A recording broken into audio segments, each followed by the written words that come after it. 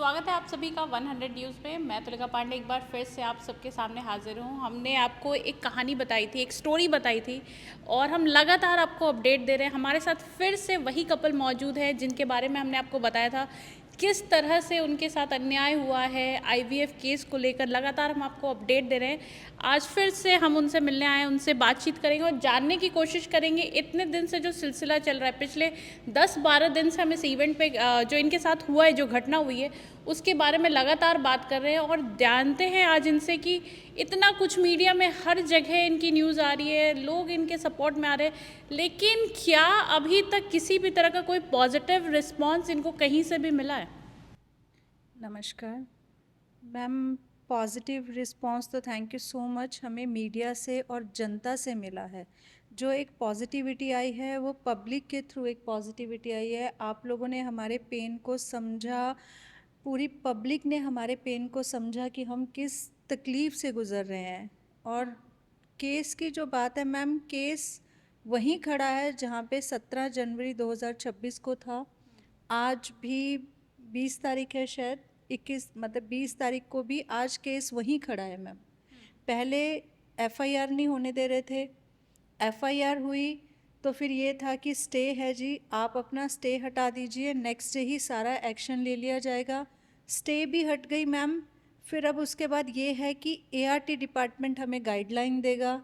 ART department guideline दे नहीं रहा है मैम, तो वहीं पर है हम लोग मैम, जहाँ पे पहले दिन खड़े थे आज भी वहीं खड़े हैं मैम। सर, इससे पहले ये केस तो आपका 5 जनवरी के बाद से 7 जनवरी से आपने स्टार्ट कर दिया इस पे वर्क करना।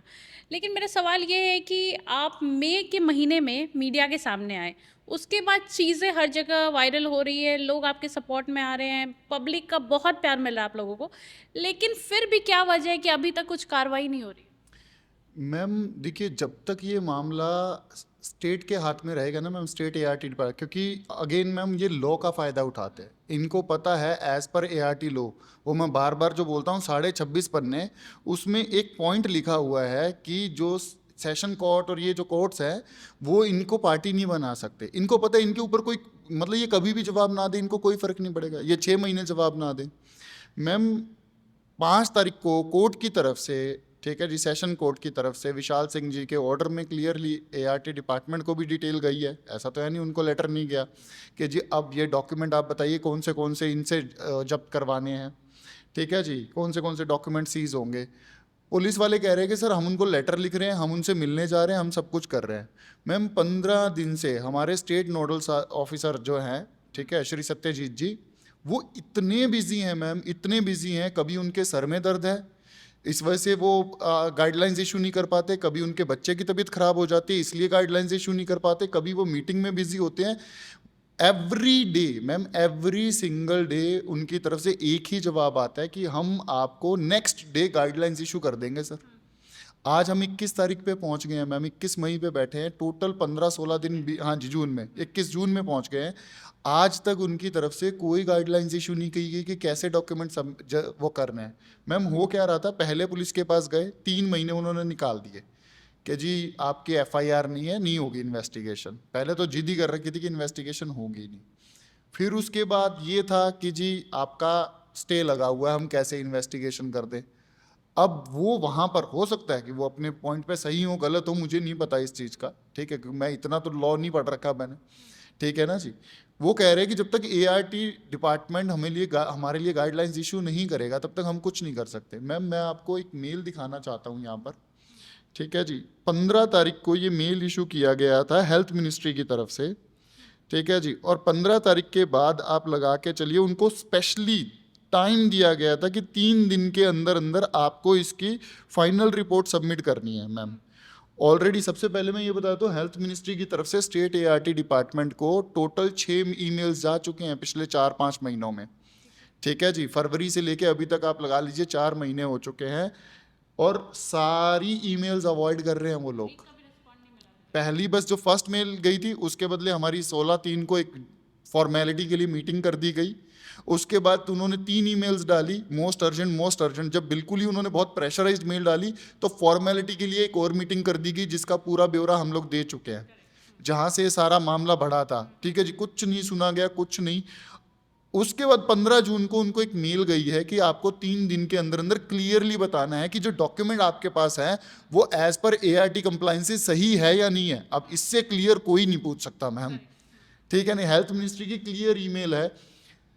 18 जून को हमें ये था कि जी अच्छा, हमें ये भी बोला जा रहा था कि आपका तो जब 12 तारीख को जब हम मीटिंग के लिए गए थे कि जी कल ऑर्डर आपका हो जाएगा, कल ऑर्डर हो जाएगा। अब ऑर्डर क्या होगा ये हमें नहीं पता, ठीक है जी, कल ऑर्डर अपलोड होगा। मैम वो कल आज तक आया नहीं है मैम, 10 दिन निकल गए हैं, 10 दिन में इन्होंने कोई ऑर्डर अपलोड नहीं किया मैम।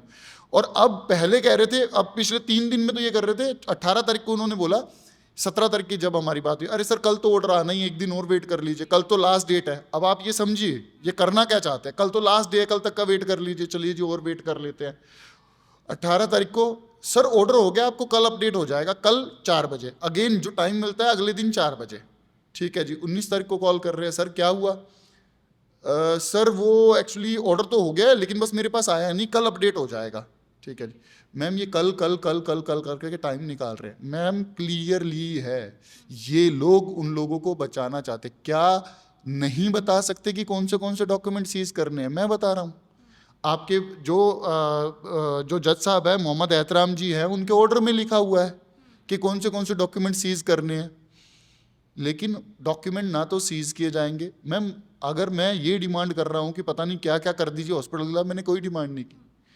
आप मुझे एक बात बताइए, जब उन्होंने फॉर्जरी शुरू कर दी है, ऑलरेडी शुरू कर दी है, जब आपको ये चीज़ पता है तो आपका पहला कर्तव्य ये था कि सबसे पहले आप मेरे डॉक्यूमेंट प्रिजर्व कीजिए, ठीक है ना जी। लेकिन वो नहीं करेंगे मैम, जब तक नेशनल ART डिपार्टमेंट, वो भी बस उम्मीद ही है मैम, हमें उम्मीद ही है, ये चीज़ फैक्ट है, ये देश सिर्फ तब तक ही अच्छा है जब तक आपकी किसी सिस्टम के साथ कोई प्रॉब्लम नहीं शुरू हो रही।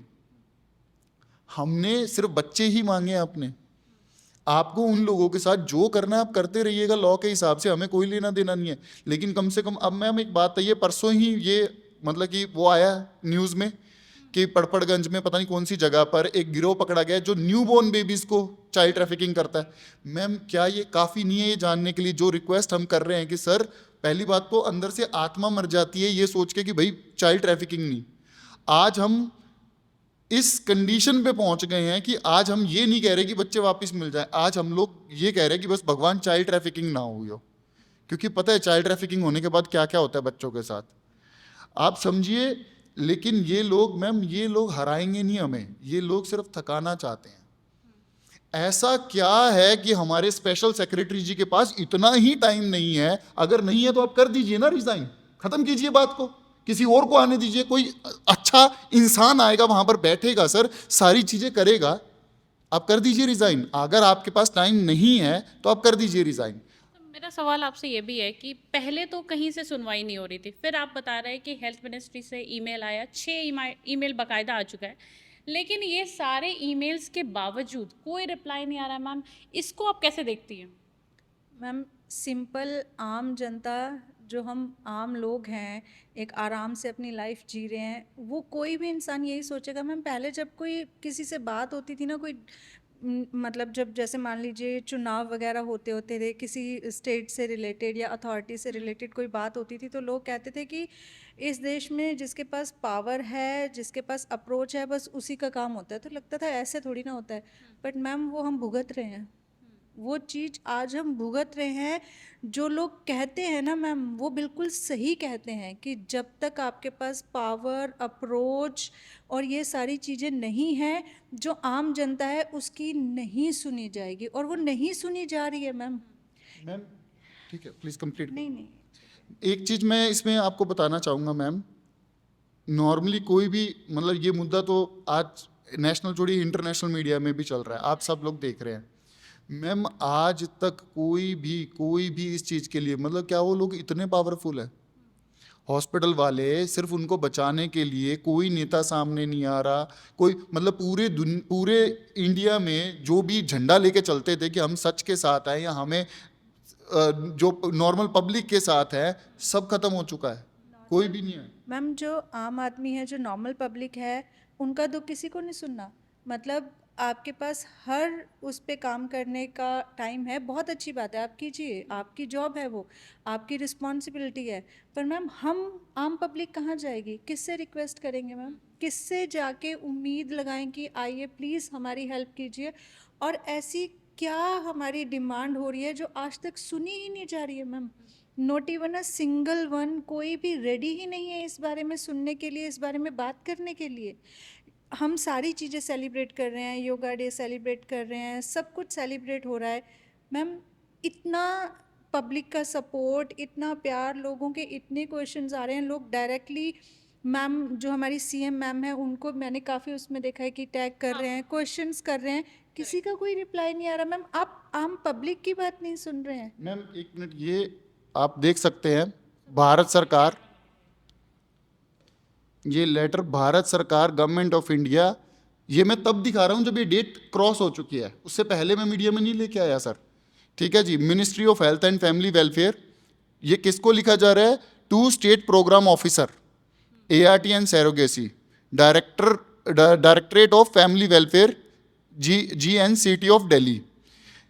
Complaint dated 23 February 2026 from Shri Rahul Rathod and Meenu Rathod regarding serious IVF scam involving possible human trafficking of their newborn twins at SCI Hospital, Greater Kailash, Part 1, New Delhi.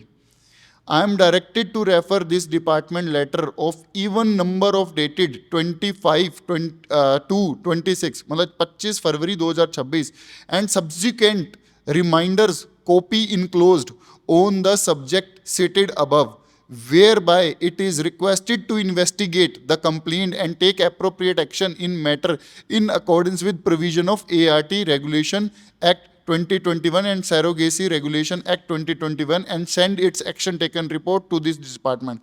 In the regard, it is mentioned that a considerable time has elapsed, and despite of repeated reminder through emails and telephonic inquiry, investigation and action taken report in the matter has been furnished by appropriate authority government of Delhi to this department. अब last में आप आइए, इसमें इन्होंने जो सवाल पूछे ma'am same वही है। अब इन्होंने सवाल क्या पूछे हैं सर? जो सवाल मैं पूछ रहा हूं, ठीक है जी, इन्होंने थोड़ा और अच्छे से पूछे हैं। Whether the document consent form, affidavits, donor record, insurance certificate, ART clinic record, embryo transfer record, admission discharge summaries and all related document submitted by hospital are genuine and legally valid. ये ma'am हमारा health department पूछ रहा है इन लोगों से, ये मैं नहीं पूछ रहा। ठीक है जी, उसके बाद whether the set document and procedure are in complete compliance with the assisted reproductive technology act 2021 and ART rules 2022, यही सवाल मैंने किया था मैम। ठीक है जी, whether the mandatory statutory forms, declarations, consent and record keeping required prescribed under the ART Act and rules were properly followed। Ma'am इसमें अब लास्ट में आइए, ये तो सारे वही चीजें हैं। Considering the urgency and seriousness involved in the matter, it is requested that the comprehensive report on the case along the relevant proofs and supporting evidence collected by UT appropriate authority may be furnished by appropriate authority GNCT Delhi within 3 days of receipt of this communication। Ma'am ये date क्या लिखी हुई है ma'am? 15/6/2026 का letter है ma'am. 18 तारीख तक इन्हें रिप्लाई देना था मैम, और ये इकलौती ईमेल्स नहीं है, क्योंकि इनको पता है हर मेल का एक वो है। अब 15-20 दिन बाद हेल्थ डिपार्टमेंट को फिर से ईमेल करना पड़ेगा, फिर उसके 15-20 दिन बाद ये फिर मोस्ट अर्जेंट करके डालेंगे कि बहुत ज़्यादा जरूरी है। ये टाइम बाय कर रहे हैं, और ये टाइम बाय करने का सिर्फ एक ही रीज़न है मैम, ठीक है ना जी, वो आप सब समझ चुके हैं। इनको सिर्फ और सिर्फ इन लोगों को टाइम दिलाना है ताकि ये जो मन चाहे अपने सारे, मैं रात को 12:30 बजे हमें अननोन नंबर से मैसेजेस आ रहे हैं कि आपकी इन्वेस्टिगेशन शुरू हो चुकी है और हमें हेड बनाया गया, मैं नाम नहीं लूंगा अभी उनका, ठीक है जी। अब भाई हमें लगा कि रात को इतनी मैसेज आया तो ठीक है जी, अच्छा जी आप अपना केस बताइए। हमने डिस्कशन शुरू कर दिया, क्योंकि नॉलेज इतनी तो नॉलेज नहीं थी ना। वो हमें कह रहे हैं कि आपके ऊपर डेफिमेशन केस करने वाले हैं, आप इस डॉक्टर का नाम हटाओ। हमने इन्वेस्टिगेशन कर लिया। जब उन्होंने ये बात बोली तब मेरा माथा ठनका। मैं कहा जी आपने इन्वेस्टिगेशन कर ली? हाँ। मैं कहा फिर आप हटा दीजिए ना। कुछ नहीं है मैम, कुछ नहीं है, कुछ नहीं है, कुछ भी नहीं है मैम। फेक मैसेजेस थे मैम, ठीक है। वो सिर्फ और सिर्फ क्या कर रहे हैं, ये जो साइकोलॉजिकली थकाना होता है ना मैम, कि इनको डराओ धमकाओ, इनको कुछ और कर दो, ठीक है ना, अभी तो वहाँ पर बात जाएगी, लेके जाएंगे ये लोग, ठीक है जी, कि किसी तरीके से भी इनको शांत करवा दो। लेकिन मैम एक चीज़ बोल रहा हूँ, पूरे जितने भी सेंसिबली अगर इस मुद्दे को कोई समझ चुका है, मैम अगर इस मुद्दे का रिजल्ट नहीं निकलता ना, तो प्लीज़ जितने भी लोग जो हमारी तरह ज़िंदगी जी रहे हैं, एक middle class, upper middle class, lower middle class, जो भी कह लीजिए, ठीक है जी, वो ना आगे से अगर इस केस का हल नहीं निकलता ना, क्योंकि इसमें विजिबल एविडेंसेस है, एक होता है हमें कुछ प्रूव करना है, एक सामने रखा हुआ है, प्राइमा फेसाई है, अगर इसका रिजल्ट नहीं निकलता ना, तो भाइयों अगर कभी भगवान ना करे आपके साथ गलत हो तो कभी सामने मत आना। ये सिस्टम आपका दुश्मन है। ये सिस्टम सिर्फ ये पढ़ लिख के 4 क्लास पढ़ के आगे बैठ गए हैं, अब ये समझते हैं कि हम भेड़ बकरियां हैं, हम लोग जानवर हैं, इनके लिए हम सिर्फ नंबर्स हैं, और ये उन्हीं का ही साथ देंगे जिनके साथ ये बैठ के पार्टियों में दारू पीते हैं, मस्ती करते हैं, एंजॉय करते हैं। ये सिस्टम किसी का साथ नहीं देगा। मैं फिर कह रहा हूँ, हेल्थ मिनिस्ट्री ने जब 6 ईमेल्स डाल दी हैं तो इनसे वो केस ले लें मैम।